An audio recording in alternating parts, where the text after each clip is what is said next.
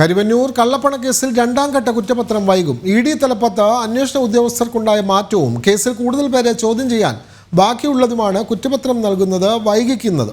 ഓഗസ്റ്റിൽ രണ്ടാം ഘട്ട കുറ്റപത്രം നൽകാനിരിക്കെയായിരുന്നു ഡെപ്യൂട്ടി ഡയറക്ടർ പി രാധാകൃഷ്ണനാണ് അന്വേഷണ ചുമതല ഏറ്റെടുത്തിട്ടുള്ളത്. രണ്ടാം ഘട്ട കുറ്റപത്രം നൽകാൻ അന്വേഷണ സംഘം തയ്യാറെടുക്കുന്നതിനിടെയായിരുന്നു അന്വേഷണ ഉദ്യോഗസ്ഥർക്ക് മാറ്റമുണ്ടായത്. സാധാരണ നിലയിലുള്ള സ്ഥലം മാറ്റങ്ങളുടെ ഭാഗമായിട്ടായിരുന്നു കരുവന്നൂർ ഉൾപ്പെടെയുള്ള കേസുകളുടെ ചുമതലയുണ്ടായിരുന്ന ഡെപ്യൂട്ടി ഡയറക്ടർ പ്രശാന്ത് കുമാറിനെ ഡൽഹി ഹെഡ് ഓഫീസിലും ചെന്നൈ യൂണിറ്റിലുണ്ടായിരുന്ന ഡെപ്യൂട്ടി ഡയറക്ടർ പി രാധാകൃഷ്ണനെ കൊച്ചി സോണൽ ഓഫീസിലേക്കും മാറ്റിക്കൊണ്ട് ഉത്തരവിറങ്ങിയത്.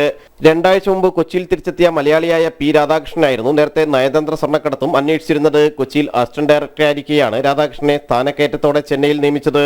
ആദ്യഘട്ട കുറ്റപത്രം വിശദമായി പഠിച്ചും ചോദ്യം ചെയ്യേണ്ടവരുടെ പട്ടിക തയ്യാറാക്കിയും മുന്നോട്ട് പോവുകയാണ് പുതിയ അന്വേഷണ സംഘം. അന്വേഷണ ഉദ്യോഗസ്ഥ തലപ്പത്തെ മാറ്റങ്ങളും നിർണായക ചോദ്യം ചെയ്യലുകളും മൊഴിയെടുക്കലുകളും ഇനിയും പൂർത്തിയാകാനുള്ളതുമാണ് ആദ്യഘട്ട കുറ്റപത്രം വൈകിക്കുന്നത്. കരുവന്നൂരിനൊപ്പം മുൻ മന്ത്രി ഡോക്ടർ തോമസ് ഐസക്കിനെതിരായ അന്വേഷണം നടക്കുന്ന കിഫ്ബി, മുഖ്യപ്രതി അറസ്റ്റിലായ ഹൈറിച്ച്, മറ്റ് നിരവധി സഹകരണ ബാങ്ക് തട്ടിപ്പുകൾ എന്നിവയെല്ലാം നിലവിൽ ഇഡിയുടെ അന്വേഷണ പരിധിയിലുണ്ട്. 2023 നവംബറിലാണ് കലൂർ PMLA കോടതിയിൽ ആദ്യഘട്ട കുറ്റപത്രം ഇഡി സമർപ്പിച്ചത്.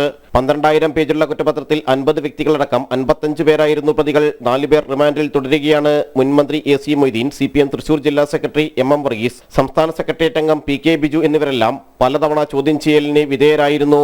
ജനം, കൊച്ചി.